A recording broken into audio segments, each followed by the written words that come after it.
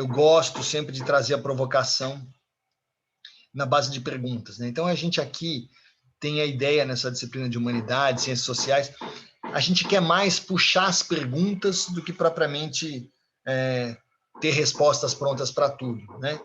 Nesse sentido, eu vou fazendo as perguntas. E aqui eu começo perguntando, cultura? Não, culturas, né? Vamos lá. É bom também a gente ter vamos dizer, um contexto histórico para a discussão, então eu vou trazer isso, né? Puxando aqui alguns nomes importantes, né? E um deles, acho que para começar bem, é o Franz Boas.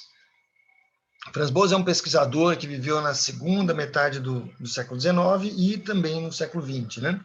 Pegou essa transição aí, ele morre na época da Segunda Guerra Mundial.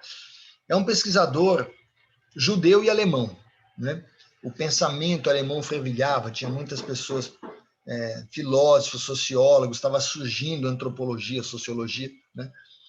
Agora, o curioso é que o Franz Boas, a carreira acadêmica dele, ele começa, né, na física. Então, ele é um cara que tem a formação, assim, a vocação, o início do trabalho dele é nas ciências exatas. E o que ele vai pesquisar, né, é a relatividade das percepções. Ele começa a falar de relatividade. Não tem nada a ver com Einstein aqui, tá? Einstein não tinha nem nascido, estava surgindo. O que ele está falando aqui é que algumas substâncias, algumas questões que envolvem a física, por exemplo, também são afetadas por um julgamento individual, por uma sensação que pode variar de pessoa para pessoa, né? Isso é interessante. Então, é nesse sentido a relatividade. Exemplo, se você pede para uma pessoa descrever o gosto, ou, né, o sabor ou a cor da água, pessoas diferentes vão usar palavras diferentes, vão sentir de forma diferente algo que é da mesma, sei lá, da mesma fonte. Se você passar um copo d'água para cada um vai usar uma palavra diferente. Então, tem uma relatividade nessas percepções, né? A gente, de certo modo, interpreta sensorialmente as coisas. E ele começa a aprofundar isso, né? Estudando as variações da cor da água, como é que a água, né?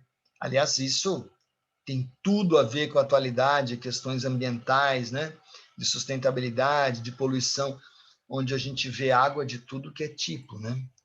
Negócio complicado. Não sei se vocês se lembram, alguns meses atrás, no Rio de Janeiro, a água estava com uma cor estranha, estava com um odor estranho, tal, teve um problema. Então, ele pesquisava essas alterações, né? Muito bem. Quando ele tinha cerca de 30 anos de idade, ele se mudou e foi para os Estados Unidos. E lá nos Estados Unidos, ele acabou criando um curso de antropologia. Então, começa a desenvolver lá essa linha, essa área de pesquisa, né, das relações humanas, enfim. E seguiu estudando a relatividade das percepções, né, agora com mais ênfase no lado humano, no lado social, né. A carreira do Franz Boas ficou marcada, né, o currículo dele, pelo estudo e pelo combate ao etnocentrismo. Então, vamos lá, o que é etnocentrismo? A gente chama, assim, um sistema que julga a cultura de todos os povos a partir de um parâmetro cultural particular. Por exemplo, né, normalmente, esse padrão, muitas vezes, no meio universitário, é branco e europeu.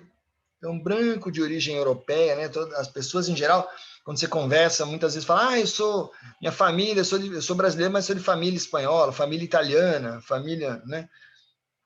Família alemã, as pessoas costumam falar assim, né? Então, ele começa a perceber, né, nos Estados Unidos, esse etnocentrismo, tudo era muito baseado, né, num parâmetro cultural europeu e branco. E quando a gente faz isso, a gente tem esse etnocentrismo, a gente tende a olhar com um certo preconceito para outras culturas, para outros povos. Então, o Franz Boas estabelece o que a gente pode chamar hoje de relativismo cultural, e eu vou passar para vocês os dois pontos principais do que é esse relativismo cultural. Primeiro ponto ele coloca assim, é errado a gente falar em cultura, como as pessoas já usavam falar naquela época. Nós devemos falar, o mais correto, é falar em culturas, no plural. E quando a gente fala isso, parece que é só uma bobagem, uma letrinha, mas tem uma diferença aí significativa. Quando a gente fala culturas, a gente está reconhecendo o que? A diversidade. Né? Existem diferentes culturas, essa é a primeira coisa. Né? Não é assim, isso aqui é cultura, isso aqui não é. Não, ele começa a entender que são culturas diferentes, convivendo, coexistindo. Segundo ponto, fundamental para ele, que a gente não deve estabelecer hierarquia. É impossível, é injusto você estabelecer uma hierarquia entre culturas. Um problema que nós temos. A gente é louco para querer classificar melhor, segundo melhor, terceiro, né?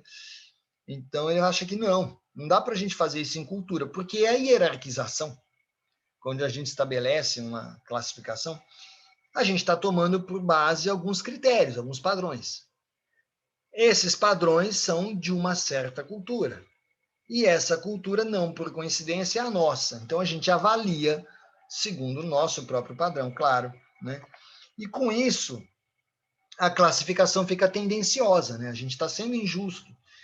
Porque, de certo modo, se você parte daquilo que você entende como a sua cultura, é como se tem uma tendência de você, um perigo, né, de você olhar as outras culturas como inferiores, né?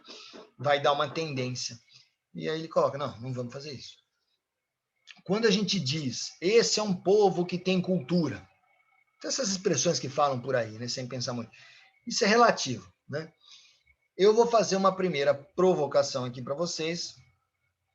Fiz um quadrinho aqui, onde a gente apresenta dois aspectos fundamentais, duas dimensões aí de análise de um monte de projetos.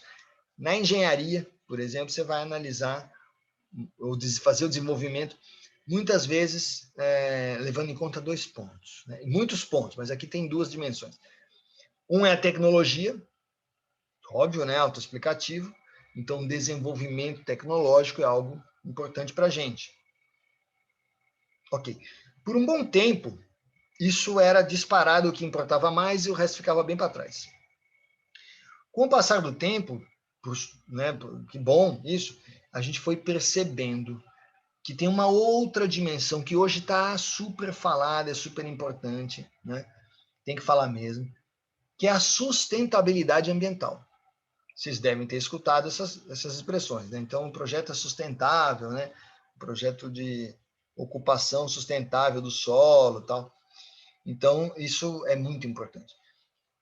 Vamos lá, se a gente avalia o povo europeu, o povo branco europeu, né, ocidental, a gente pode dizer o seguinte, que em termos de desenvolvimento tecnológico, o branco europeu ocidental tem o quê? Um alto desenvolvimento cultural. Porque tem alta tecnologia, ninguém duvida disso. Né? Em contraposição a isso, a gente tem que reconhecer que, em termos de sustentabilidade ambiental, a gente está devendo. Né?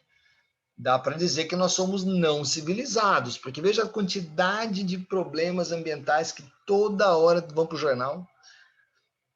A gente tem a questão da Amazônia, gravíssimo, um ano atrás do outro, a gente vai batendo um recorde de desmatamento, incêndios, comprometendo a qualidade do ar. Então, em termos de sustentabilidade ambiental, estamos mal na fita, temos que melhorar muito. Né? Não é só a Amazônia, a gente tem toda a parte de Cerrado, Pantanal, que hoje em dia dizem que é o que está sendo mais destruído. Né? Então, a gente é não civilizado. Mas tem alta tecnologia. Pois é, mas quando chega no meio ambiente, tem muita coisa para melhorar. Muito bem, vamos agora falar dos indígenas, né? Eu estou colocando aqui indígena latino, mas a gente pode até ampliar e pensar no indígena ao longo das Américas aí, toda a América Latina, mas também a América do Norte, né? As tribos indígenas, e que normalmente a gente classifica em termos tecnológicos como não civilizado. Eles têm essa mania de, é não civilizado, tá? Então, eu estou colocando entre aspas para relativizar. Porém, quando a gente chega na sustentabilidade ambiental, que a gente pode dizer desses povos indígenas? Aparentemente, eles sabem mais do que a gente. Eles são pessoas que preservam, são comunidades que preservam a natureza. A gente tem um histórico bem ruim nesse aspecto, e os índios cuidam, né? Provavelmente isso está ligado a uma diferença de visão de mundo, uma diferença cultural, né? Por quê? O índio pensa assim, o homem é da terra. Nós somos da terra, a gente vai voltar para a terra, a gente tem que cuidar da terra. E muitas vezes o meio urbano, né? O homem branco tem aquela coisa, a terra é do homem. Coloca uma cerca, isso aqui é minha propriedade, eu vou cuidar da minha propriedade, que se dane o resto. Então, tem uma mudança de maneira de pensar. O Hermes está colocando aqui, sim, é muito importante isso que você está falando, Hermes, a questão do respeito aos animais, né, ao mundo animal. Então, por exemplo, o índio, gente, vocês não vão encontrar um índio caçando por esporte. Ah, estou caçando para me divertir. Não é isso, entendeu? Tem toda uma questão de alimentação, de sustento, né? De utilização racional de animais e vegetais, né? Então, eles têm uma relação de respeito com a natureza. A nossa, em geral, tende a ser uma relação mais de dominação, né? O ser humano quer domar a natureza e tal. Isso, então, implica numa mudança, né? No desenvolvimento tecnológico, a gente dá de 10 a 0, né?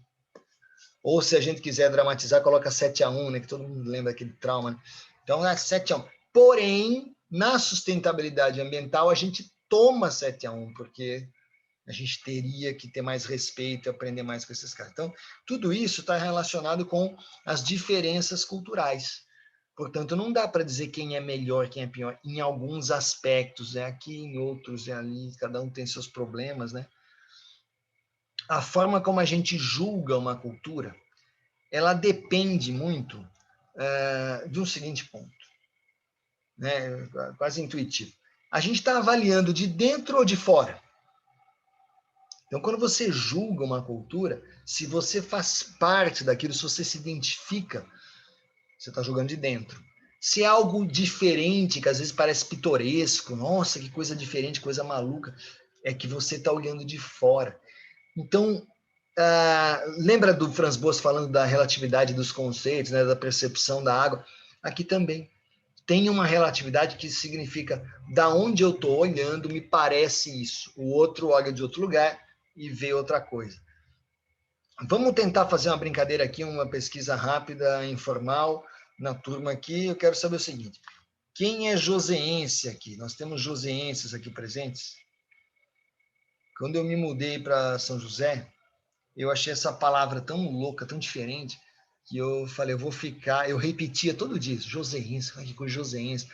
Comecei um projeto cultural, e o meu projeto até hoje existe, né? Se chama Cordéis Joseenses, né? Porque são cordéis nascidos em São José dos Campos. E aí eu quero saber, porque São José tem muita gente como eu, que veio trabalhar aqui, veio ganhar sua vida, veio desenvolver seu trabalho. E tem também, claro, os nativos. Então, essa pergunta é porque a próxima pergunta, a resposta dela vai depender um pouco do ponto de vista de quem nasceu aqui nesse município ou quem está chegando, né? No meu caso, eu estou chegando há 20 anos, mas ainda estou chegando. Tem gente que fala, né? Você não é daqui. Então, é como se eu tivesse chegado ontem, assim, sabe, da sensação. A gente tem paciência, escuta, né? Beleza. A pergunta que vem agora é a seguinte: quais são as duas características mais marcantes do joseense? Adjetivos aí, sei lá, que vocês associam ao joseense. Olha, a Yasmin está colocando, né? Caçapavense, né? Taiada, isso, taiada. Ok. Então, segura aí, porque daqui a pouco eu vou querer ouvir o que você acha do joseense, um adjetivo. Vamos ver, tá? Daqui a pouco eu também vou falar com você também, que eu também tenho minhas ideias. Mas vamos primeiro ver, ó, o Samuel, por exemplo, está dizendo que é joseense. E você fala, será que você tem algum adjetivo?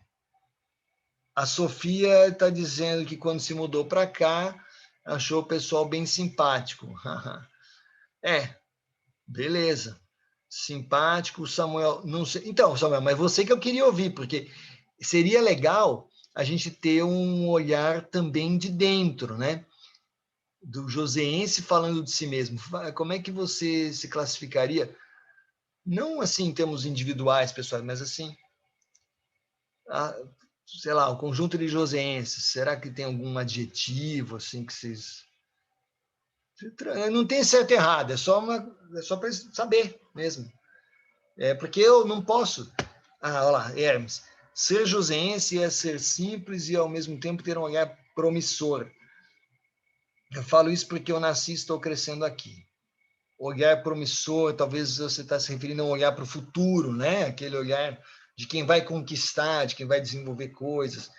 Eu acho que o joseense... Bom, deixa eu ouvir um pouquinho mais vocês, vai. Estou com vontade de falar, mas é bom ouvir. Legal, Hermes, está registrado aqui. Olhar promissor. Outras palavras que a gente pode usar para isso.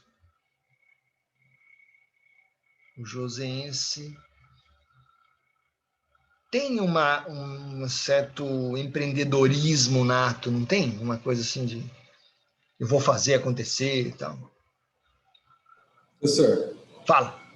eu acho que o joseense, na realidade, é meio soberbo, na realidade. É uma soberba no pessoal aqui, porque a gente vive numa cidade muito tranquila, comparada às outras, e na realidade do Brasil, então acho que a gente tem uma confusão, assim, a gente parece que está um pouco fora do parâmetro Brasil, parâmetro geral, assim, no macro Brasil. Então acho que o joseense, quando ele sempre fica meio... Não se baixa muito. mistura, né? Isso, é meio soberbo, não gosto, porque eu sou joseense. Então, Quem está falando é o... É Lucas. Lucas, ok, obrigado pelo seu comentário. Eu estou entendendo totalmente o que você está falando, eu acho que o pessoal está escutando aqui. De fato, é um comentário que faz sentido mesmo. Eu, quando cheguei aqui... Bom, a minha infância e adolescência foi na praia, né, em Santos.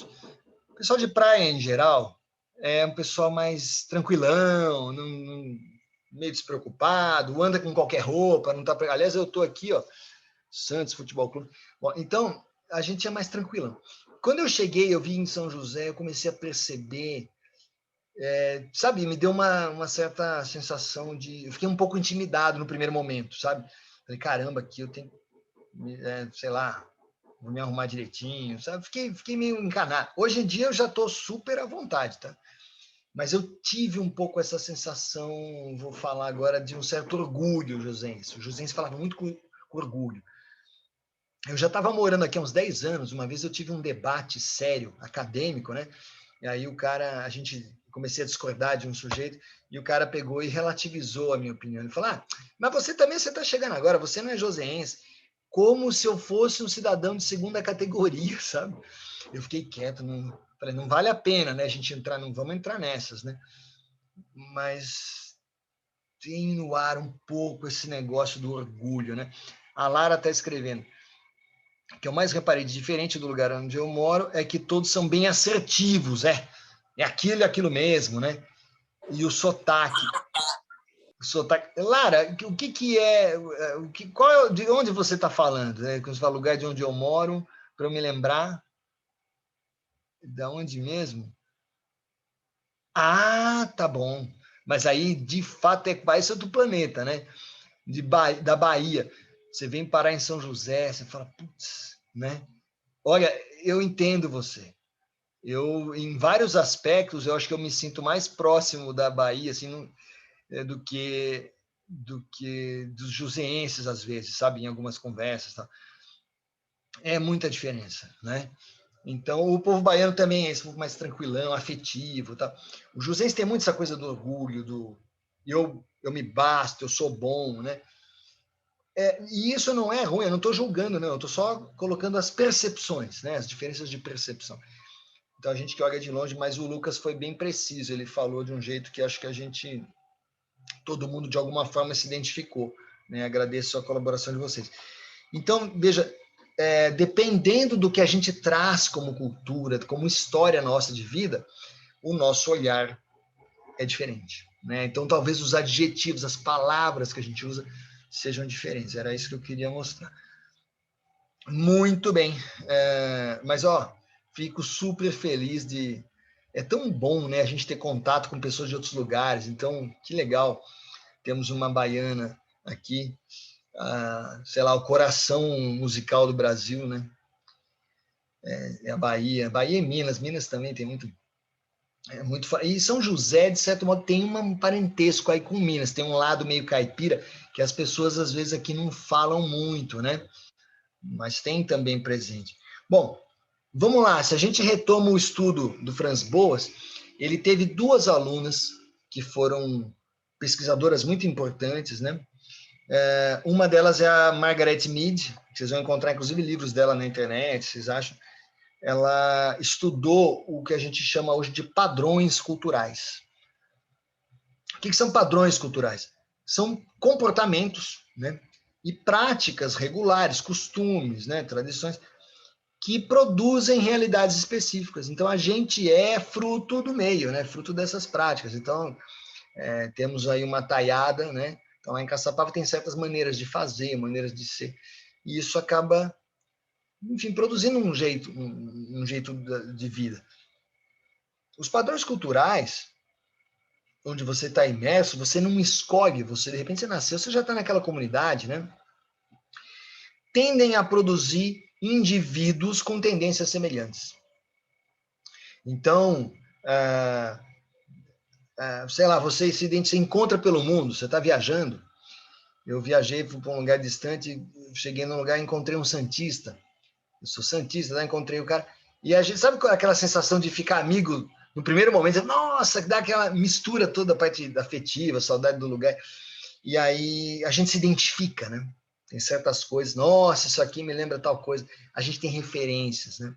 Isso aí são os padrões culturais, né?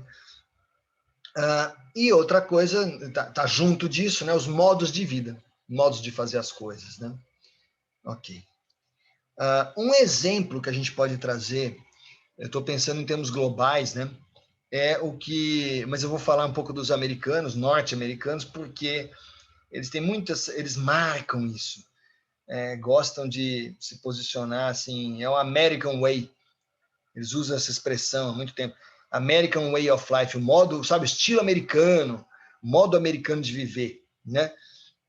Vocês devem saber que o Frank Sinatra, um dos maiores cantores, né, dos Estados Unidos, ele ficou famoso com uma música que diz My Way, meu jeito, né? Fiz do meu jeito, faço as coisas do meu jeito, né? A música originalmente era francesa, e daí quando fazem a versão em inglês, acaba virando uma espécie de hino, né? Que fizemos do meu jeito, e é um jeito assim assertivo, né? De força, de imposição e tal. Aí, o que acontece? Nos anos 40, vai para os Estados Unidos, surge, né, estoura no mundo pop, né, da época, a Carmen Miranda, que vai do Brasil para lá. Mas a Carmen Miranda, não sei se vocês sabem, a Carmen Miranda não era brasileira, ela era portuguesa, se a gente for olhar, né, na carteirinha, na certidão de nascimento, mas é uma portuguesa que viveu no Brasil a vida inteira, era mais brasileira do que muito brasileira, enfim. E ela vai para os Estados Unidos e é reconhecida, faz sucesso. Tem um monte de filmes, tem filme no YouTube, é um barato, você vai ver cenas ela dançando com aqueles chapéus imensos. Você pensa, como que consegue aguentar tudo isso na cabeça e ainda dançar? Ela era baixinha e dançava de salto alto, né? Usava um salto, uma plataforma para poder crescer e tal. Quando a Carmen Miranda faz sucesso nos Estados Unidos, e eles começam a usar uma expressão que é o South American Way. Ou seja, eles marcam... desenho animado também, por exemplo. Eles marcam a diferença dizendo que eles têm o American Way e que a Carmen Miranda seria representante do South American Way, do modo sul-americano, né? E, inclusive, ela faz sucesso também cantando. Tem uma canção onde ela, na letra, fala disso, o South American Way, né? Modo sul-americano. Então, são nichos de mercado, a indústria cultural, tal, ela se constrói muitas vezes por essas diferenças dos padrões culturais. Muito bem, a Ruth Benedict foi outra aluna do Franz Boas, e no caso dela, ela resolveu tomar para estudo algo bastante intrigante, né? que é o seguinte, ela estuda, de certo modo, ela está aplicando essa noção de padrões culturais para estudar o comportamento na Segunda Guerra Mundial, né? Que foi uma coisa que impressionou o mundo inteiro, né? A Segunda Guerra. Aliás, não sei se vocês têm essa noção, né? Uma guerra em que, por uma boa parte do tempo, os nazistas estavam por cima, sabe? Houve momentos em que a coisa estava complicada, né? Porque eles tinham um exército importante, assim, uma aviação fantástica, né? E aquela noção lá de que alguns têm que morrer, que tem que ficar os melhores, não sei o que, do nazismo, um negócio que foi difícil. E aí a Ruth Benedict estuda qual é o padrão de comportamento dos japoneses na guerra. Você sabe, os japoneses sustentaram os nazistas, ali deram todo o apoio, né? Assim como os russos também foram muito importantes para apoiar o outro lado, né? O lado ocidental, enfim, que tinha a França e a Inglaterra, depois entraram os Estados Unidos também, né? Um certo atraso, o Brasil também participou, né? Muito bem. Qual a diferença? O que tem de... mas guerra não é guerra para todo mundo? Qual é a diferença?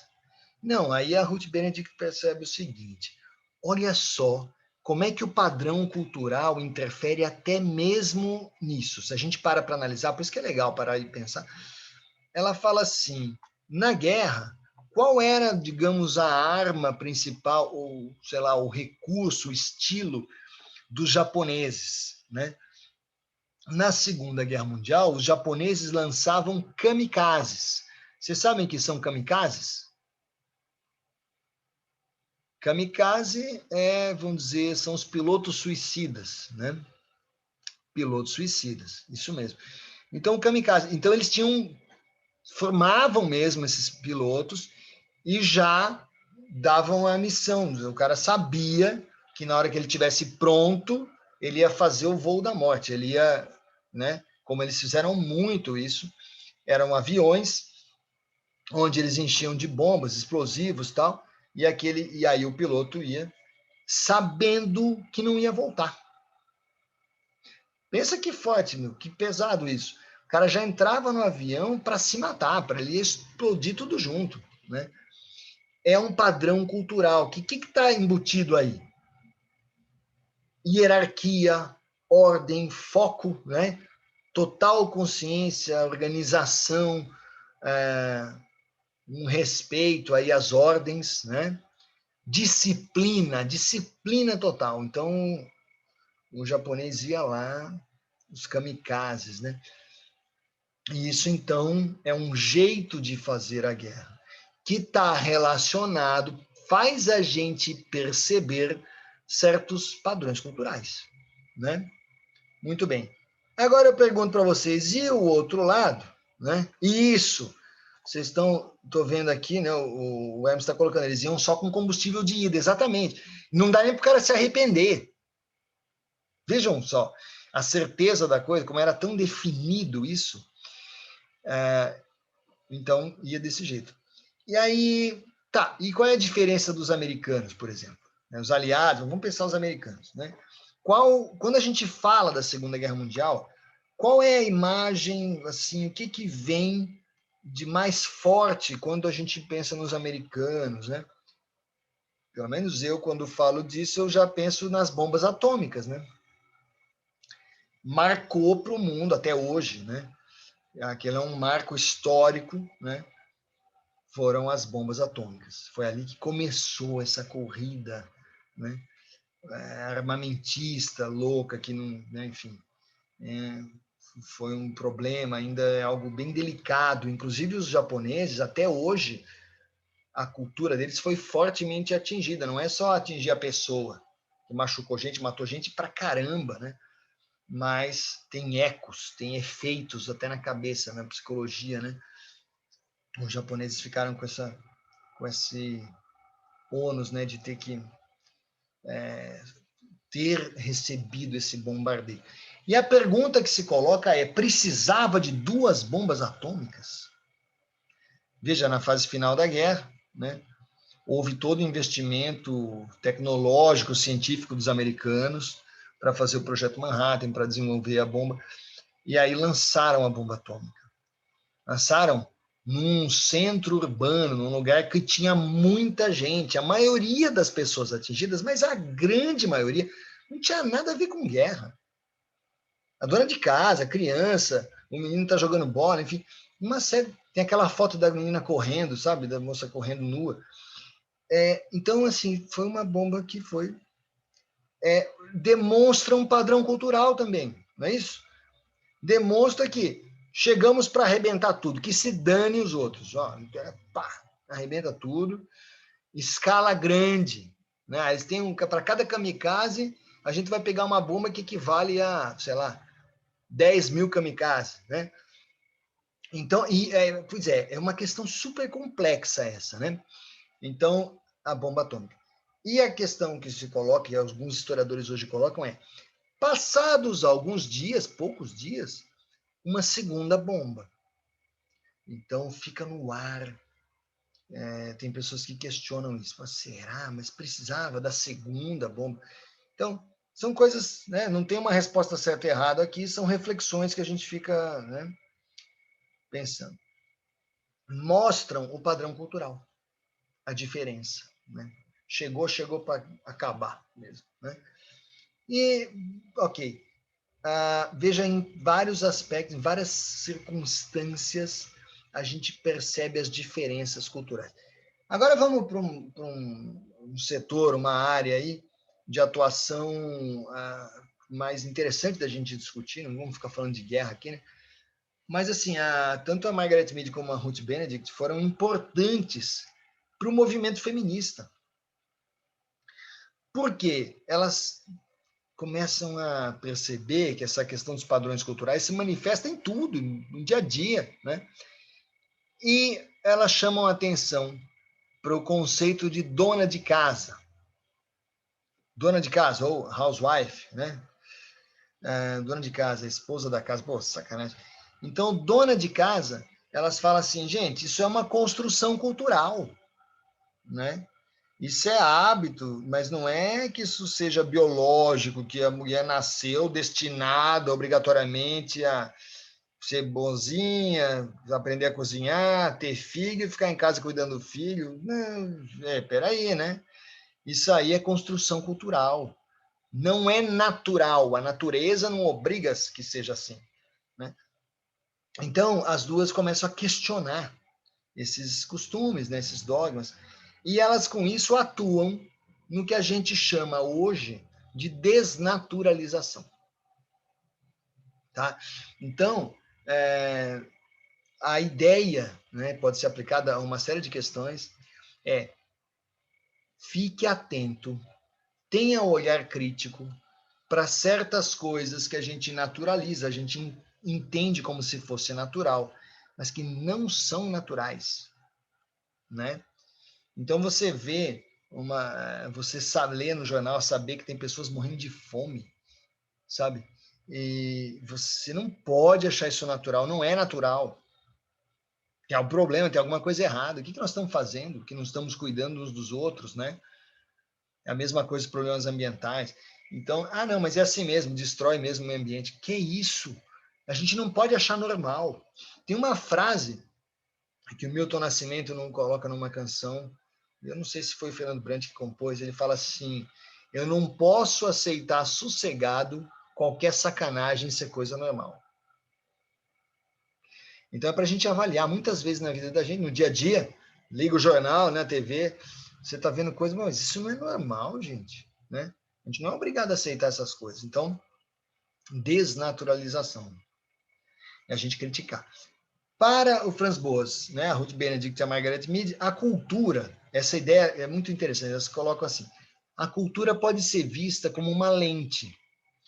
É uma lente cultural, essa lente filtra tudo que nos chega.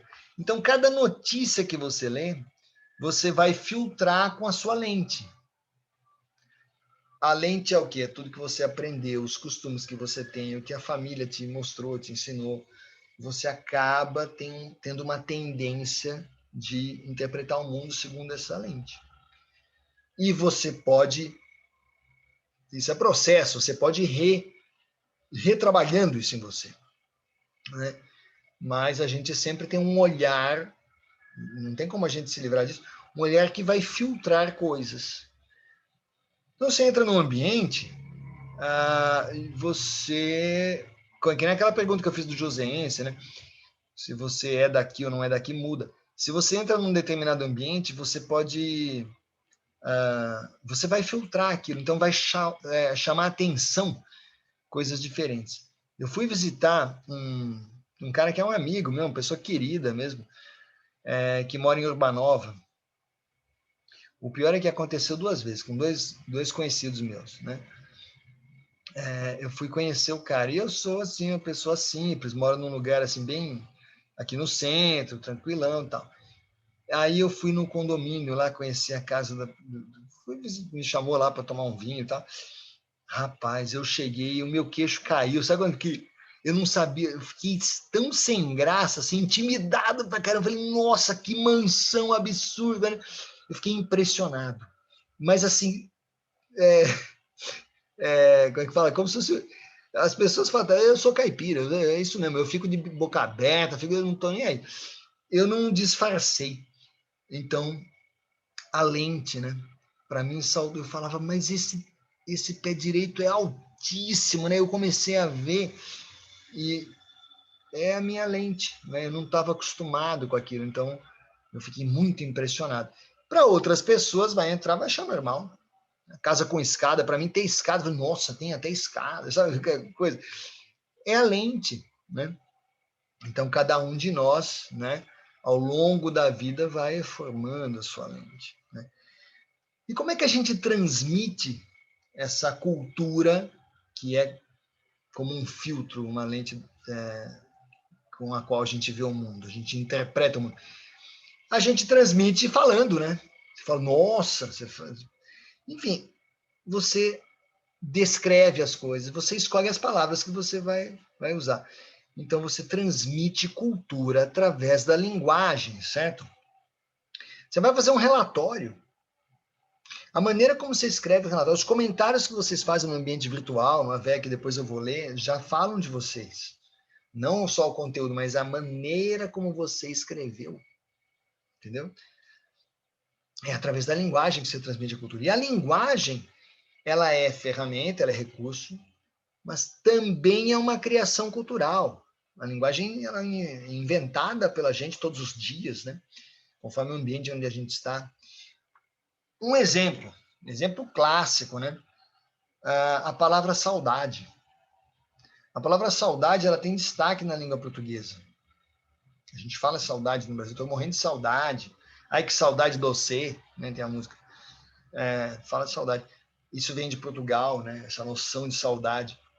Se você estiver nos Estados Unidos e tiver com saudade da sua, sei lá, da sua cidade e tal, o americano ele vai falar, por exemplo, I miss New York. Ele vai lá para o Texas, está num certo lugar lá, daí ele fala, I miss New York, eu sinto falta, né? Eu perco New York. Olha a expressão engraçada, se puser no Google Tradutor não funciona, né? Eles não têm saudade. Então, veja, isso demonstra uma cultura diferente, né? Você sente falta de. É diferente de estou com saudade de. Né?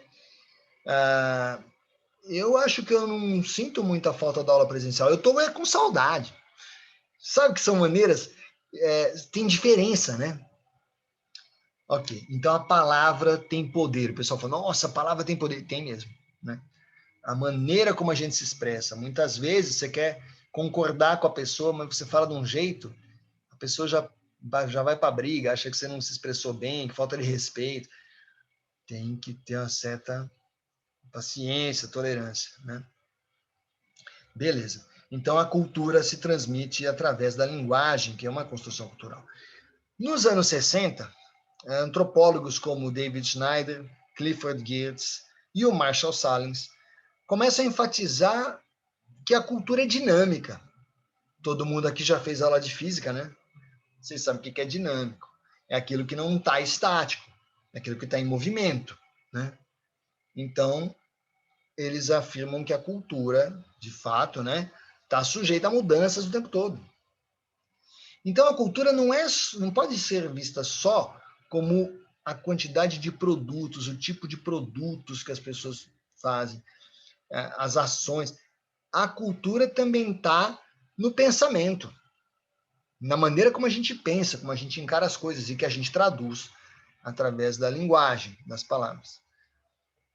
Mas a linguagem, como eu falei, é uma construção cultural também, então ela transmite preconceito. A maneira como você fala as coisas transmite preconceito. Por exemplo, trazer duas palavras aqui, nortear e denegrir. Quando você fala em nortear, dar um norte, dar um rumo, a pessoa está sem norte, está sem rumo. Se a gente avaliar o globo, se você entrar no Google e pedir um mapa do mundo, alguma coisa assim, você vai ver a Europa Ocidental, né? Você vai ver ali Estados Unidos lá no alto, hemisfério norte, e vai ver o Brasil lá embaixo, hemisfério sul. Eu ganhei, quando era criança, eu ganhei um globo terrestre, adoro, acho lindo, né? Aquele globo, você sabe, você gira ali e tal. Ficava no meu quarto, um globo terrestre. E era assim, eu olhava e falava, putz, mas Canadá e Estados Unidos está aqui em cima. E aí eu tinha que pôr num lugar alto, porque se eu pusesse num lugar baixo, quando eu ia olhar, eu ficava vendo só os americanos, né, no globo. E o Brasil estava lá embaixo, então tinha que, né, nortear. Então, veja, gozado, né? Eu adorava, mas eu fiquei cismado. O que eu fiz na adolescência? Na adolescência a gente acha que pode melhorar o mundo, isso é muito bom, né? A gente vai, vamos lá, vamos fazer. Eu peguei e abri aquele, né? Desatarrachei, né? Virei de cabeça para baixo aquele globo e pus de novo. De modo que eu fiquei anos em casa, as pessoas iam me visitar tal, e no meu quarto tinha um globo com o Brasil lá no alto, né? América do Sul, e os Estados Unidos lá embaixo tal. É convenção. Então a gente pode mexer nisso, né? E nas palavras aparece. Pior ainda, o denegrir. Quando você usa a palavra denegrir, o que é denegrir? Falar mal, né? Você já reparou que não tem debranquear? Tem denegrir? Ou seja, se você para pensar, tem várias coisas ali que, no fundo, pode ter um preconceito embutido. O que acontece é que a gente naturaliza e deixa de perceber. Então a Margaret Mead fala, opa, cuidado, fica atento. Dependendo de com quem você vai falar, a pessoa pode ficar chateada, né? E, bom, talvez vocês consigam lembrar, talvez vocês possam dar outros exemplos aí de palavras que trazem uma visão de mundo. Ou então expressões. Sabe, alguma expressão que você fala, nossa, se a gente parar para pensar, hein? Ah, Yasmin está colocando essa palavra, ela está falando aqui de homenagem. Vamos fazer uma homenagem. Eu falo isso, é comum, né? Ah, vamos fazer uma homenagem. E o pessoal, né, o movimento feminista tem criticado isso, porque é homenagem, né? É uma coisa positiva e que está associada com o homem, né? Então tem uma galera que fala da... É isso, lembra? Homenagem, femenagem, né? Que é o pessoal do movimento feminista fala. É isso mesmo. Tributo. Ah, me conta essa do tributo que eu não sei, Hermes. Tributo. O que... Ah, tá bom. Tá dando como... Ok. Tributo como sinônimo. Tá, beleza. Tá certo. Então a gente tem que estar atento, né? Conforme o que você vai falar, talvez tenha maneiras melhores, né? Conforme também o público, né? É isso. A palavra tem poder. Ótimo. Muito obrigado pelas contribuições. É isso mesmo. E vão lembrando, qualquer coisa vocês colocam no chat depois. Aí vem a frase do Clifford. Oi, pode falar. O nortear, assim, não tem um sentido, será que também, tipo, porque a bússola sempre está indicando para o norte, não tem uma coisa disso também? Tem Que isso aí mesmo. eu não consigo visualizar no sentido dos Estados Unidos, da parte de cima, assim, mas ser mais desenvolvido, eu não sei, pelo menos eu não consigo visualizar dessa maneira. É isso mas mesmo. O denegrir realmente, o denegrir já ouvi várias vezes e isso já é uma coisa meio já colocada já mesmo. Né? Sim, mas é isso mesmo, está relacionado com a bússola, né? E a bússola, o que que a gente faz? A gente pinta aquele ponteirinho de um lado, mas lembra que o ponteiro, né? Ele tá ali, tá espetado e ele tem duas extremidades, né? Tem uma que está pintadinha ali. Então, e ainda tem uma outra questão, né? Que na verdade, se você for ser bem chato, tem até equívocos aí, porque o Polo Norte é um sul magnético, mas eu nem vou entrar nisso, né? De fato, o Hermes está colocando aqui Rosa dos Ventos. A gente chama às vezes de Rosa dos Ventos, né? A bússola tem a Rosa dos Ventos sempre apontando para cima, pois é. E a Yasmin está relatando aqui a história de que hoje está se falando mais de pronomes neutros, né? Tem um negócio que o pessoal tem falado muito, que é bom dia a todos e a todes, né? Todes é para englobar essa multiplicidade que a gente tem hoje. Está surgindo esse tipo de observação, né? O Clifford Geertz, isso tudo mostra, né? Uma coisa que o Clifford Geertz tinha estabelecido, né? Uma ideia que a cultura não é uma ciência experimental em busca de leis. Ela é diferente de física e química. Não vai aparecer a primeira lei de Newton para a cultura. Não, não é assim. Professor, Pode falar. mas quando você usa, por exemplo, todas e sei lá qual que é o todas, Todos. não seria errado mesmo assim por ser erro gramatical? É um erro, é errado, né, gramaticalmente falando? Eu vou provocar você, eu vou dizendo que eu posso dizer que não, o errado é o dicionário. Tá bom. Porque, não, tô brincando, né? Porque o dicionário, ele foi construído, né? A gente tem o que dicionário? A gente tem enfim, o Michaelis, a gente tem né, o Aurélio. São dicionários criados há 100 anos, né? E claro que eles vão sendo atualizados. Cada vez que um dicionário desses é atualizado, não sei se vocês sabem disso, as edições novas tendem a ser mais gordas, né, maiores. Por quê? Vai acrescentando palavras, né?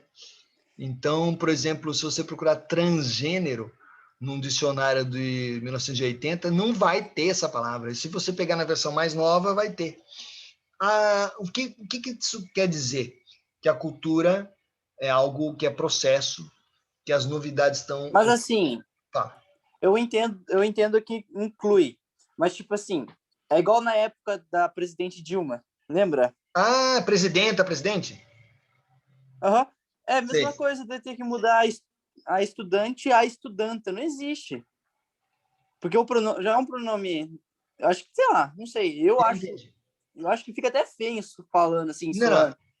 eu entendo que tem uma questão que é estética, tem uma questão que é de escolha mesmo, né? Aquela história deu muita conversa, né, presidenta? E para Dilma isso era importante, né? E, de fato, algumas pessoas trouxeram referências de que havia usos da expressão presidenta teóricos, né? No século XIX tinha gente que já tinha falado isso, mas ficou em desuso porque nunca tinha acontecido, né? De ter tido uma Professor, presidente ou presidenta. Fale. a minha opinião é que, tipo assim, se a pessoa ela se considera mulher ou homem, então já tem o que ela vai usar. Tipo assim, a presidenta, a presidente, não, também pra mim não faz sentido, sabe? É que, na verdade, é que eu Tipo, não... Já tem o auxiliar ali, né? O A, o Certo. auxiliar que fala. por exemplo, o Pablo Vittar, ele se considera mulher. Então, por exemplo, a Pablo Vittar, não precisa colocar nada, tipo, todes, sabe? Essas coisas. Entendi. Sim, são maneiras diferentes de encarar. Algumas com mais naturalidade, que acho que eu estou vendo isso de positivo na fala de vocês, né? Uma certa naturalidade. Usa o pronome ali, tá o artigo definido e boa, e não vamos estressar, né? Eu acho que é meio por Sim, aí, né? exatamente. Eu entendo totalmente vocês, né? Agora, tem outras...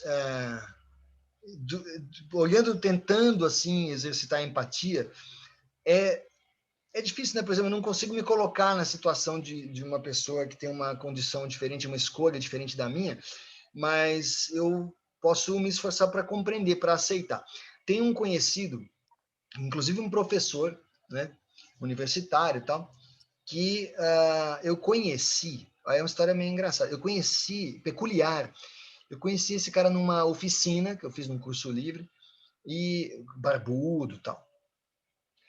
Passaram-se alguns anos, eu não tenho contato, eu fui reencontrar essa pessoa no Facebook, né, rede social, aí eu descobri, as fotos estavam totalmente diferentes, né, então eu fui descobrir que ele, enfim, se assumiu, assumiu um lado feminino e tal, e tem brigado muito, né, com essa coisa das pessoas chamarem, ele não quis mudar de nome, né, mas eu já vi esse cara entrar em discussão quando as pessoas falam e usam o artigo masculino para o nome dele. Ele fala, não, é a.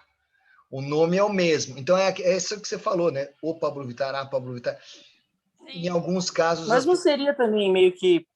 Não sei. É que eu não eu tô jogando aqui agora, mas também lançando alguma pauta para discussão. Tá. Não seria meio que...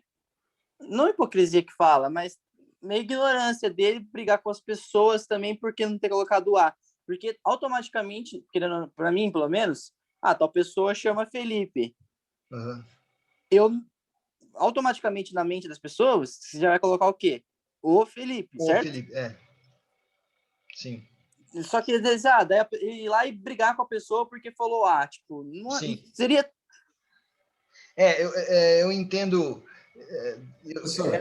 É complicado, eu entendo os dois lados, eu entendo o que você está falando, né? Mas Só que eu acho que o negócio dessa discussão, ela entra numa coisa que as pessoas, elas sabem que a pessoa quer ser chamada de A Pablo Vittar ou de A Felipe, e as pessoas querem manter o O, entendeu? Então, acho que a briga da pessoa verdade. Quando a briga, não, é o, não é A Pablo Vittar. Aí fica nessa coisa, aí realmente tem que brigar, porque se a pessoa falou que é dessa maneira, é por aí. Maneira. É por aí. Eu acho que eu sou pela diversidade, né? Então, às vezes, existe uma briga que fica meio ideológica, fica meio para provocar, e aí não é legal, né?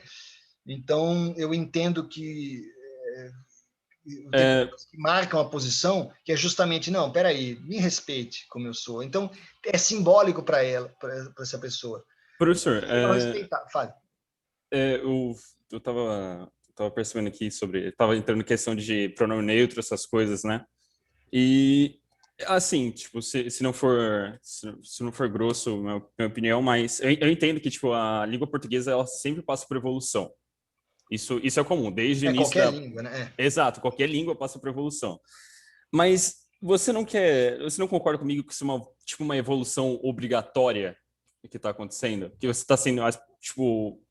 Eu entendo isso, o pronome neutro, mais como dialeto de uma comunidade do que uma evolução da língua portuguesa. Entendi. Acho que eu entendi. Eu não sei se todo mundo captou o que ele está falando. Que, assim, você teria... Deixa eu ver se eu traduzo. Você está falando que tem uma língua formal de dicionário, de gramática, é isso? E que teria esses dialetos, essas formas... Sim. É isso? Igual o sul com o nordeste. Existem palavras que são usadas para cada público, sim, para cada comunidade. Expressões. Eu acho que o pronome neutro é mais uma linguagem de uma comunidade do que uma mudança e evolução da língua portuguesa. Entendi. Entendeu? Porque senão qualquer tipo de grupo que falasse um português errado, não, mas eu quero adicionar isso no dicionário. Na língua Porque portuguesa. nunca o público comum vai usar, entendeu? É muito difícil você obrigar uma comunidade inteira, tipo, brasileira a usar esse tipo de linguagem. Não, eu sei. Mas eu acho que, na verdade, o dicionário, ele tem, vamos supor, 50 mil palavras, e a gente eu dou aula há 20 anos e eu usei até hoje, sei lá, 5 mil. E o resto está lá. Eu nunca falei, tem até nome de cidade que eu nunca citei, enfim. Então, eu entendo a inclusão como o direito a se poder usar aquilo. Não significa que você vai usar. Eu não gosto, tem palavra que eu não gosto de falar, né? Tem certas coisas que me incomodam. Eu acho até que a sonoridade... Eu tenho as minhas questões, né? Mas eu não tenho nenhum problema daquilo lá ser inserido no dicionário, ser reconhecido como um vocábulo, sabe? Você, a palavra você, que hoje todo mundo usa, é uma palavra que ficou por muito tempo como uma contração de algo que não era uma palavra formal, era gíria, você era gíria, né? Então, isso, aqui a Sofia está escrevendo muito bem colocado, né? Pronome neutro usado para pessoas não binárias, que não se reconhecem, né? Eu, às vezes, brinco mesmo, né? Não precisa ser 0 ou 1, enfim. Então, não se identificam e usam neutro. Eu acho isso legítimo, sabe? Agora, quem somos nós, né, para dizer o que é... isso aqui não vai caber no dicionário, mas pode ser na conversa do boteco, na conversa da rua. Eu, sinceramente, assim, com toda humildade, eu não me sinto em condições de prever isso, sabe? O que eu tenho eu tenho uma opinião, uma intuição. Eu acho que existem novas palavras que surgem e que demandam tempo para serem aceitas, naturalizadas. Às vezes não é legal isso, às vezes tem razões até para a gente não querer naturalizar, né? Mas tem tanta coisa, por exemplo, software. Ninguém hoje fala, eu estou inserindo um programa de computador, não, todo mundo fala software. Aplicativo, né? Aplicativo, se você procurar no dicionário antigo, não existiria, né? Enfim, ou teria outro significado. Então, assim, eu acho que a gente não tem como prever, mas eu acho que a gente tem que estar aberto para aceitar, entende? E, na real, nós não servimos aos dicionários, os dicionários é que tem que nos servir, né? Então, o dicionário tem que se adaptar a gente, não é a gente que tem que se adaptar. Ver como é complicado isso, né? A gente não pode encarar a gramática como uma ditadura. Cultura é processo, linguagem é uma forma de transmitir cultura. Então, a cultura a gente sabe que está mudando o tempo todo, né? Você não vai ficar fazendo fogo sempre esfregando 2 palitinhos, né? Hoje em dia tem outras formas, tá? É a mesma coisa, né? Então, vão surgindo outras formas. Há de se reconhecer o direito da pessoa que quer seguir de um jeito, mas que eu acho que temos que tomar cuidado para não ter o preconceito de não, isso aqui não pode e tal. Eu acho que esse negócio do não pode, a gente, sabe, vamos refletir, né? E o tempo vai dizer muitas coisas, né? Estou lendo aqui a Yasmin, era isso que eu ia falar, não tenho nada contra, mas acho que o preconceito vem da gente mesmo. Precisa criar um novo meio para a comunicação. Uma comunicação mais inclusiva, né? A gente conseguir ouvir melhor coisas diferentes sem... Professor, tentando aceitar. Mas eu entendo você, está muito rica essa conversa. Obrigado, viu? Pode falar. eu concordo com o senhor na parte de que realmente acontece, não o que acontece, mas tipo, vamos lá, vamos tentar fazer as pessoas falarem pronomes neutros. Muitos vão falar com segundas intenções para causar discussão. Verdade, eu não tinha pensado dessa maneira antes. Também é aquela história, né? São formas sugeridas, tem pessoas que preferem, que acham que é mais... a gente tem que conviver com o diferente. Então, essas pessoas têm que entender que vão encontrar outra pessoa que vai ter mais dificuldade, né?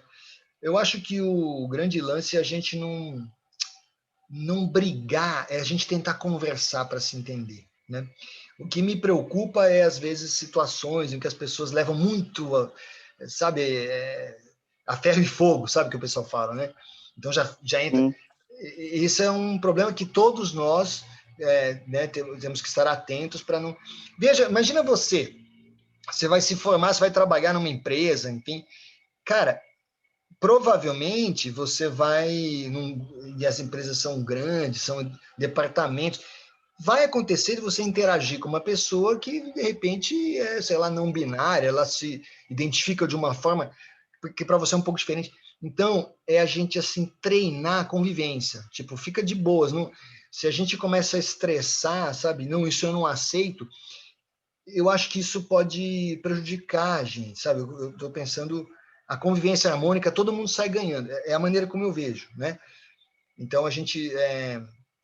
se fizer muita Mas cara aí, de... eu acho que já sai do lado de preconceito, E vai mais pra questão da ignorância, na verdade, não é? Da pessoa. Tem razão. Que, tipo, ela tem razão. brigaria se você gostasse de carne e eu... Ah, não, eu sou vegetariano. Aham. Sim, verdade, não precisamos. Pois é, pois é. É por aí, não, legal, gostei da tua observação, acho que é isso, né? A gente não precisa entrar nessa, né? Mas vejam como a gente começou essa conversa, essa parte aqui, com base em 2 palavras, 3, que a gente começou a falar, ver como que aparece coisa, né? Então, tá certo aqui o Goethe, né? Ele fala uma ciência interpretativa, né? Quando a gente fala de linguagem, de cultura, é questão de interpretação mesmo.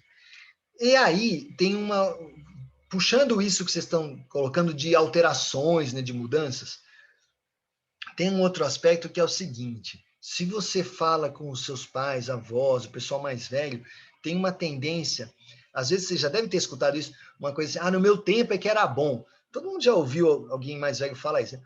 No meu tempo que era bom. O pessoal não sabe dar valor. Isso aí não é cultura. No meu tempo a gente tinha respeito. De vez em quando aparecem essas coisas, né? Às vezes até almoço de família rola um pouco essas conversas, né? Um certo saudosismo. E aí, o que acontece?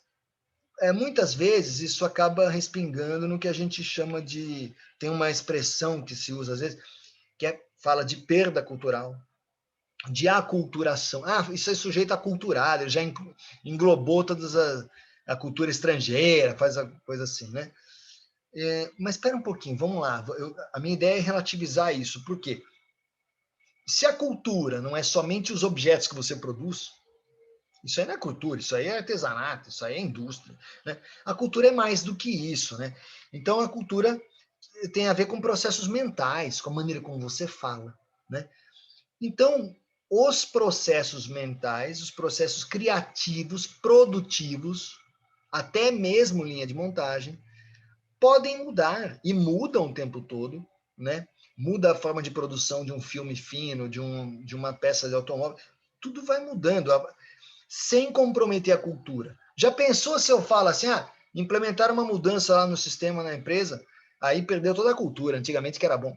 Cara, você não vai falar isso, que as pessoas vão ficar rindo da tua cara. Não, não. Então a gente está aberto para avanços, para alterações, né? A cultura é dinâmica, né? A tecnologia é mudança o tempo todo, né? O software, às vezes a maneira como você fazia, desde que eu comecei a fazer meus estudos pós-graduação até hoje, quanto que mudaram as coisas. E devo dizer para vocês, bom para vocês, porque nós temos hoje processo, cara, fazer um artigo científico, eu precisava citar, sei lá, 15 autores, 10 autores, tinha que ler. Para conseguir esse material, era uma guerra. Tinha que telefonar, às vezes, para uma outra universidade, para mandar vir pelo correio um negócio. Era muito louco, cara. Não tinha... E aí, hoje, você tem internet, Google, pesquisa, mecanismo de busca. Então, assim, a cultura é dinâmica, os processos são dinâmicos, né?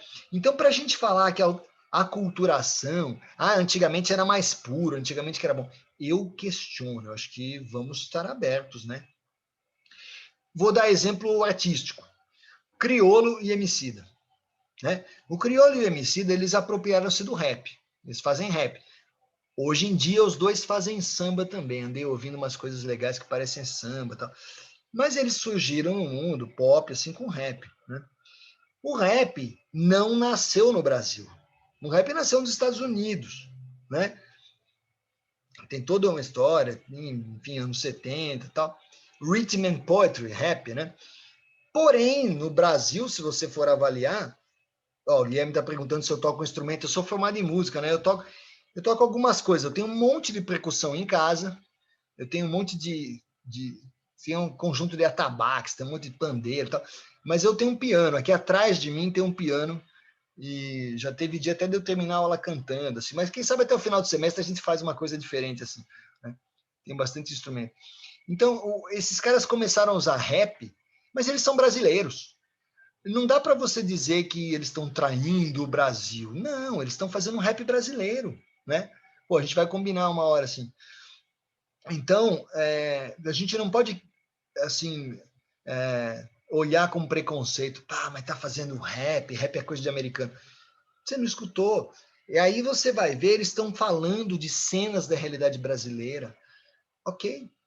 Cultura é isso, né? É abraçar, é envolver, não precisa ser de um jeito ou de outro e pronto, né? Então eu coloco como exemplo de pessoas que entendem a cultura como processo, né? Inclusive, esses caras vão para o exterior e fazem show, né? E quando eles vão fazer show, é ação criativa. O criador, né? Ele não começa do zero. Ninguém começa do zero, né? Aí você fala, mas o sambista do morro tradicional, sim, mas ele não começou do zero, ele ouviu muitos mestres. Pode conversar com um sambista desses tradicionais, a palavra que ele mais usa é mestre. Fala, benção, mestre. Eles têm um respeito muito grande, mas eles não...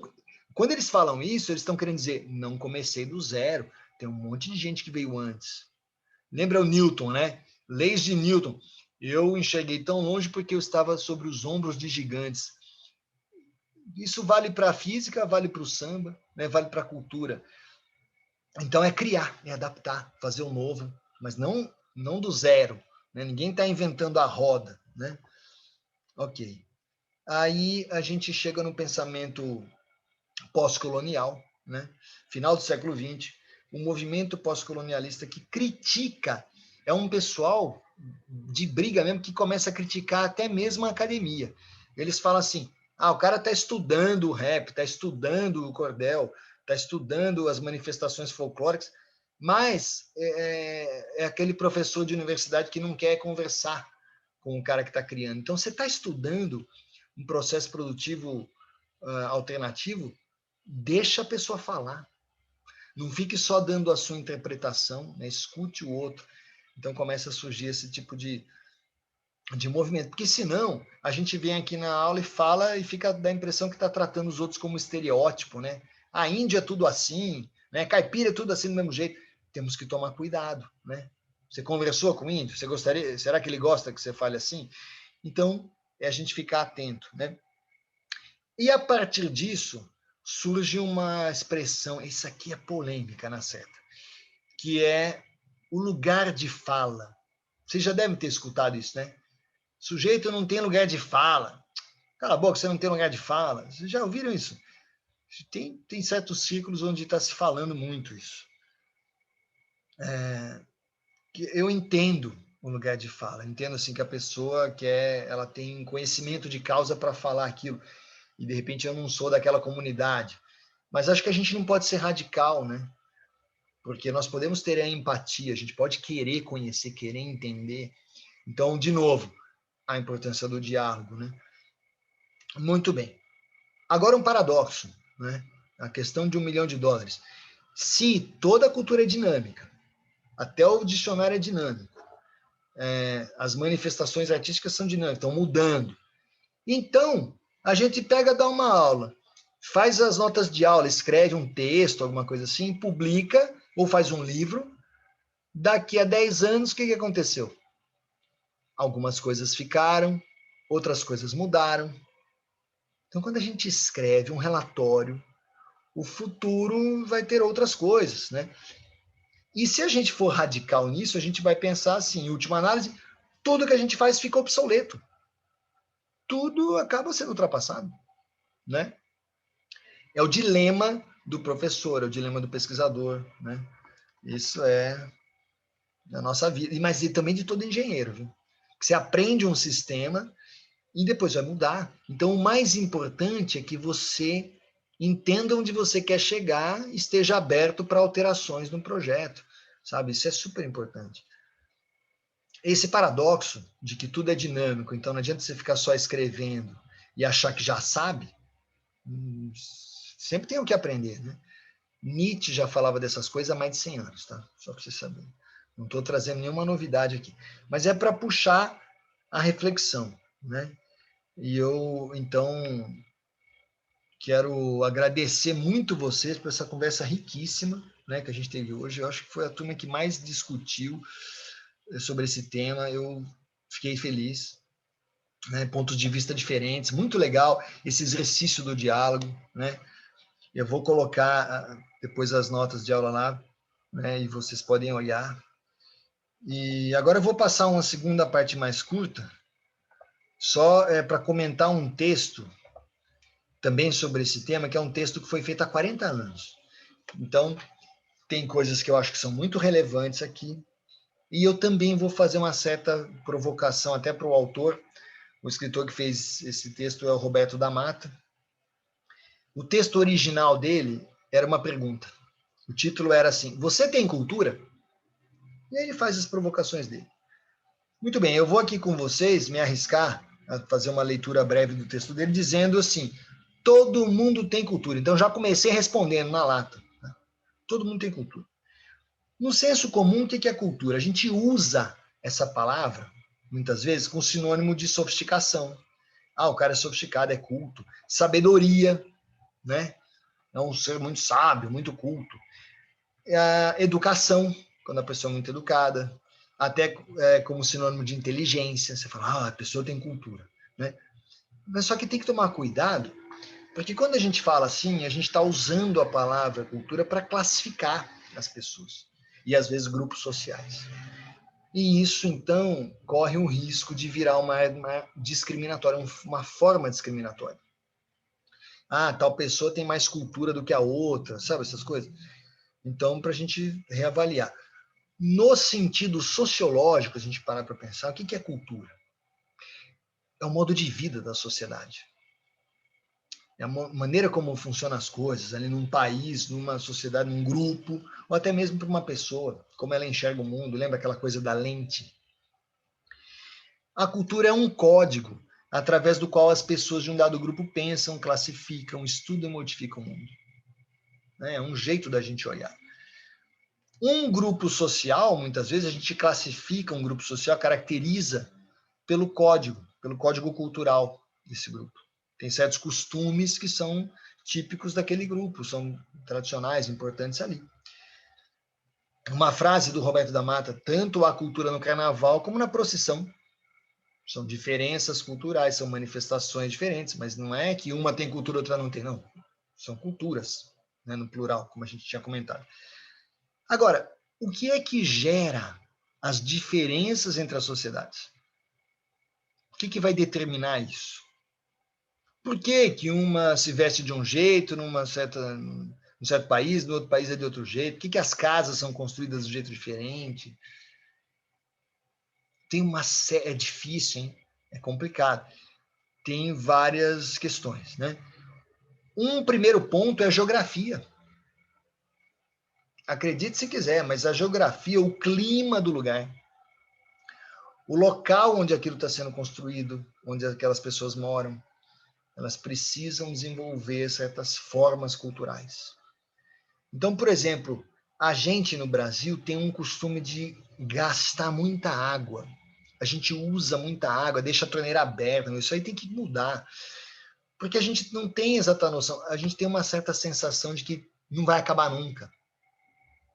Porém, em outros países, não é assim. Eu não sei como é que é para vocês o registro hidráulico. Quando você vai no banheiro, você vai dar descarga. A maioria das descargas tem um botãozinho só. Mas na Europa, há muito tempo, tem aquele que é a descarga inteira e tem a meia descarga. Que você não fica usando aquele monte de água. Tem uma noção diferente. Então, a cultura, a geografia interfere, a necessidade, a abundância ou a falta de algo num determinado meio. Tudo isso interfere na cultura. Interfere nas relações sociais. Né? E as relações sociais estão influenciadas pelo código cultural, até pelas palavras, né, que a gente usa. Muito bem. Vamos lembrar de fazer uma diferenciação aqui entre, de modo bem simples, esquemático, entre meio urbano e meio rural. O que acontece no meio urbano, de modo geral, os nossos processos produtivos? O que nós queremos, muitas vezes, é o avanço tecnológico. É muito importante para a gente ter um processo mais avançado. E a gente faz isso como? Cobrando a conta da natureza. A gente gasta a natureza, utiliza a natureza para o nosso avanço tecnológico. Ok. No meio rural, embora tenha muita tecnologia também, viu, no meio rural. Não tem aquela coisa, não é binário, tá? Mas existe um respeito à natureza. Vocês concordam que tem um respeito maior? Difícil você ver um caipira ficar jogando lixo no chão, uma pessoa no meio rural, ficar assim... Ela não vai fazer isso, né? Tem um respeito à natureza. Você sabe que a natureza é o que te provê tua vida, provê teu alimento, teu sustento, né? Então, eles tratam de uma forma muito mais respeitosa, né? E sabe o que acontece? Os animais também, né? A maneira como eles tratam os animais. Então, eu acho que isso... Vê o que vocês... Como é que vocês entendem? Para mim, isso acaba refletindo nas relações. São pessoas mais amistosas, às vezes, né? Pessoas que estão dispostas a ajudar o outro. Aqui no meio urbano, a gente nem conhece os vizinhos. Eu moro aqui, não conheço, né? Então, assim, a relação mais fria, mais corrida, né? É uma pena, né? E aí, quando você tá lá no sítio e tal, e de repente tá vindo uma chuva forte, alguma coisa assim, e aí o cara já viu, cuidado da Mariazinha, tua filha tá brincando ali na lama, ó, chama aí porque tá vindo vento, ó, vai vir chuva feia e tal. Tem uma certa solidariedade que é muito bonita de ver. É uma integração maior, sabe? Que está relacionado também até com a geografia, enfim, né? Exemplo agora, lendas indígenas. Você vai escutar um caso indígena, vai pesquisar uma lenda, uma história indígena, o que mais tem, sabe o que é? E a gente vai fazer uma aula disso. Tem um dia que eu vou pegar para a gente falar mesmo da cultura indígena, falar um pouco, né? Vamos ler junto, debater, ver como é diferente, né? E sempre com muito respeito, tá, gente? Então, assim, essas histórias, como é que foi criado o mundo, eles contam. E, em geral, tem animais que falam muitas vezes, e mais ainda, é muito comum eles falarem de gente que vira bicho. O homem virou um animal, nossa, aquele homem virou uma raposa, aquela mulher virou um pássaro, saiu voando. Beleza. Eu acho assim, a gente tem que encarar de modo muito respeitoso isso, até porque eu que sou assim um apaixonado pela cultura pop, o que eu adoro assim de ver? Eu quero ver o filme do Homem-Aranha, filme novo do Homem-Aranha. O que é o Homem-Aranha mesmo? É um homem que parece que é um bicho, né? Que sobe nas paredes. Não, eu já sou da outra turma da DC, eu quero ver o novo Batman. O Batman, o que é mesmo? O Homem-Morcego?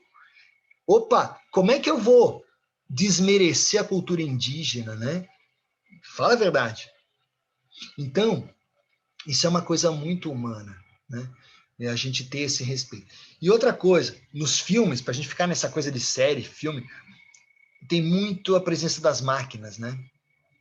Então a gente tem as nossas mitologias, né? Tem lá os clones, a guerra dos clones, né? Tem filmes que falam muito disso, Blade Runner, que é um filme que eu sou apaixonado, que discute esse aspecto, né? Inclusive a questão ali que é muito doida, porque está falando, de certo modo, do lado humano da máquina. É muito legal. Então, e a gente... Exterminador do Futuro, o Hermes colocou exatamente. É ótimo, né? Então, interessante, né? A gente ter esse olhar atento e procurar fazer as relações, né? Com as culturas, com respeito. Pergunto para vocês. A tragédia de Mariana e Brumadinho. Eu acho que quem quiser usar a palavra crime, eu acho que não está errando, né? Porque, os riscos existiam, né? E que cuidado que você teve? Ficou esperando arrebentar aquilo, gente? Então, assim, é complicado. Dizer que é acidente, eu acho que é deixar muito barato, né? Muito bem, quem foi para a Europa denunciar a Mariana e Brumadinho? O problema é um problema que eu considero que é muito urbano, porque a gente está querendo produzir coisas que não vão necessariamente ser usadas só no campo. Mas arrebentou, né? Mas o problema foi que poluiu o rio. Sim, isso foi a consequência, né? Então, mas é a nossa sociedade industrializada, capitalista, a gente tem os nossos investimentos, enfim. Mas quem foi para a Europa fazer as palestras denunciando? Não sei se vocês sabem, que os jornais não comentaram. Uma comissão de indígenas, de várias tribos indígenas brasileiras, foram para a Europa. Fizeram fala no Congresso da Alemanha, fizeram fala em vários países da Inglaterra. acho que na França, andaram circulando para denunciar, porque estavam com medo de que as pessoas quisessem abafar o caso, né? Então era para chamar a atenção, olha, o Brasil não está cuidando do meio ambiente, vamos ver se a gente... Eles foram falar.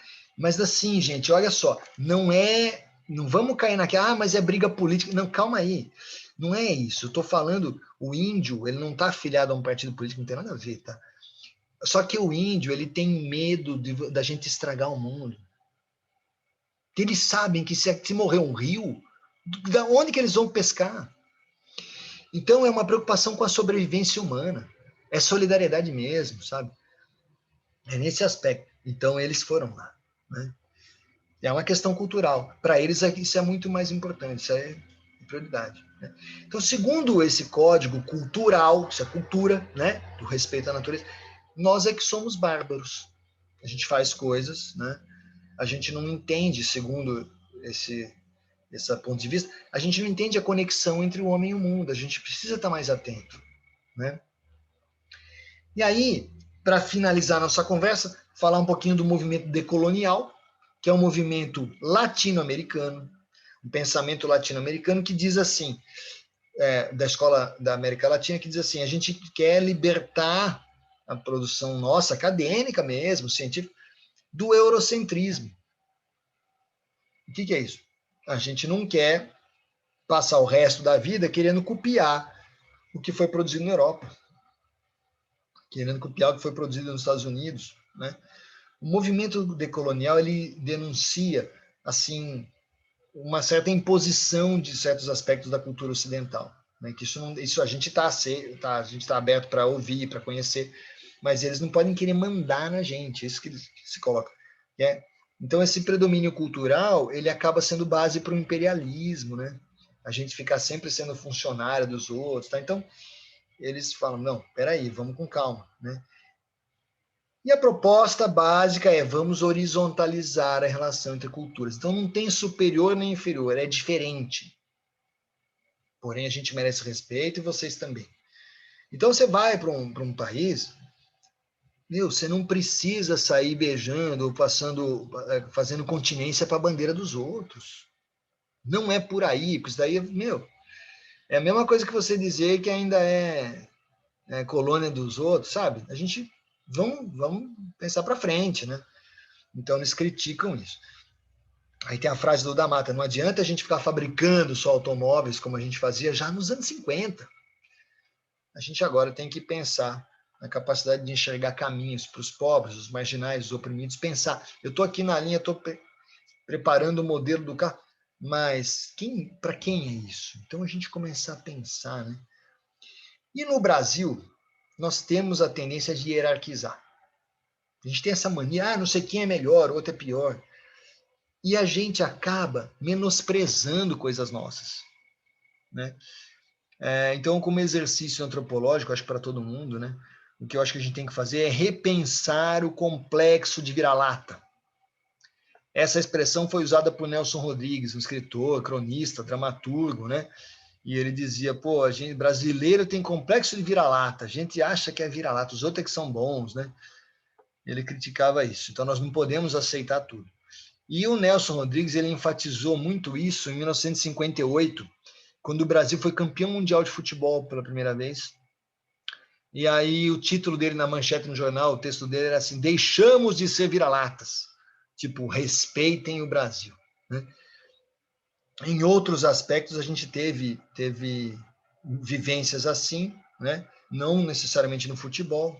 Não faz muito tempo o Brasil era num evento, encontro internacional, chegava a rainha da Inglaterra, queria tirar foto do lado do presidente brasileiro, a gente foi aos poucos conquistando o respeito. Nós temos que tomar cuidado para não perder, para que não percam o respeito, né?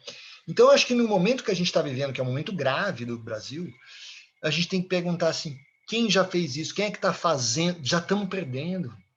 Tá feio. Olha, sabe o que é mais chato? Eu converso com gente de fora do Brasil, inclusive brasileiros que estão no exterior. E o mais triste para mim é assim, quando eles falam com a gente com pena. Nossa, eu tô com pena. Nossa, você é brasileiro. Gente, é muito triste isso. Você fica lá embaixo. fica envergonhado, sabe? Nossa, caramba, coitado, meu Deus, é ruim, né?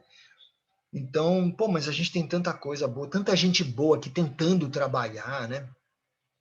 Eu boto a maior fé em vocês. Cada conversa nossa, cada debate, cada um que põe a cara na janela, que escreve, é isso, meu, a gente se fortalecer, né? Como comunidade, como país, né? Então, assim, nós temos exemplos bons.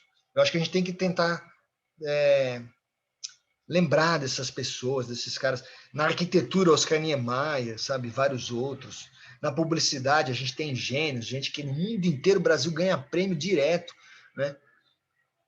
Sim, pois é, a gente acaba, o Gianluca está escrevendo, a gente tem culpa, a gente acaba aceitando essas coisas, né?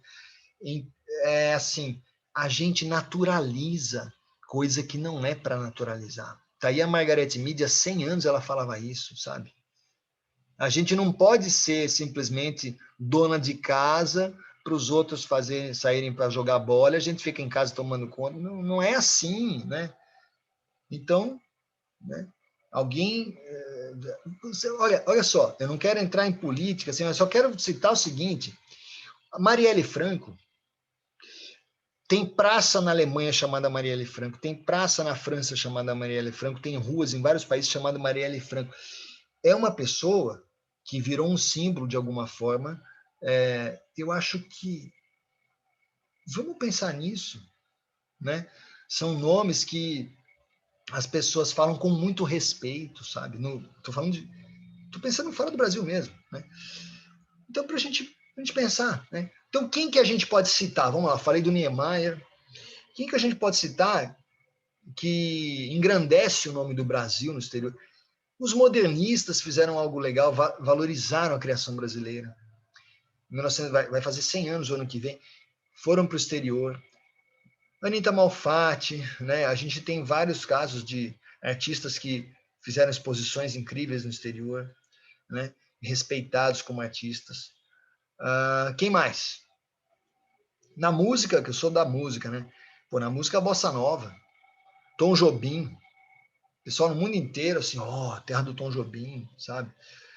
Os tropicalistas, né? Também Caetano, Tom Zé, Gal, Gil, Bethânia, né? O pessoal de Bahia presente no máximo aqui e tal. Pessoal forte, pessoal bom pra caramba.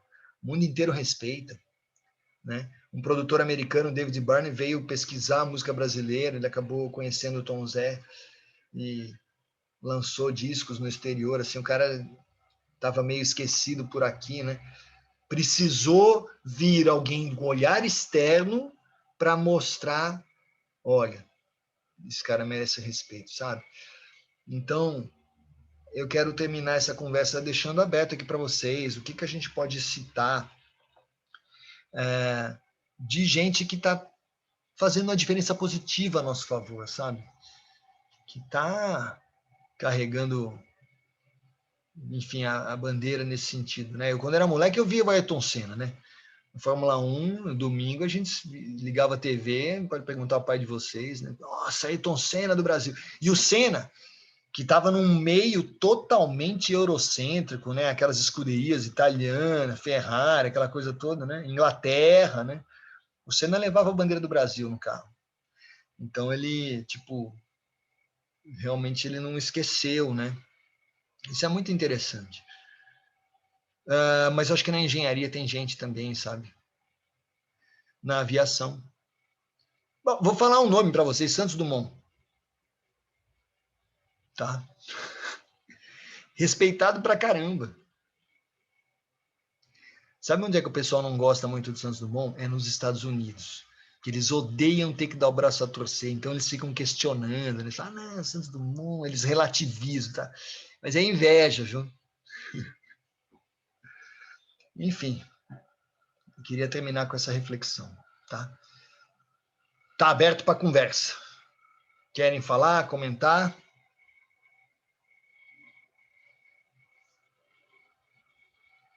Americano tem umas coisinhas, né? A gente, né? Mas nós não podemos também cair naquela de achar que é tudo igual, né? Beleza, então muito obrigado. Eu fiquei com vontade de ver vocês na janela, né? Eu quero agradecer muito, Hermes, Gianluca, todos vocês que se pronunciaram, né? É muito legal quando vocês participam, a gente está construindo junto. Veja, eu não sou dono da verdade. Eu falo sempre, estou nesse mundo para aprender. Quando vem alguém muito cheio sabe, tem aqueles caras muito convencidos, né? Aí eu, em vez de eu ficar na briga, eu falo assim, não, tudo bem, eu vim nesse mundo, estou nesse mundo aqui para aprender, né? Eu acho que é um jeito legal da gente, enfim, tá aberto, né? Quando um não quer, dois não brigam. Então vamos aprender mesmo, né? Obrigado, tá? Semana que vem eu já estou pensando um texto legal para trazer, para a gente aprofundar a discussão sobre sociedade. E é isso, Isabel. Ó, a frase da semana, tá? Eu vou deixar aqui, vou até salvar isso depois para mim. É melhor ser feliz que ter razão. Adorei. Valeu, Isabel, ótimo. É isso aí, sabe? O que eu quero é vocês realizados. Isso, fazendo uma troca, a gente compondo juntos, né? E assim, sejam felizes, né? Façam aqueles processos que fazem sentido para vocês. Vai fazer o TCC, pô, esse tema aqui é um tema que eu quero fazer, eu me interesso, né? Melhor coisa. Não faça assim por obrigação, né? Vai, descobre. E precisando, estamos aqui, tá?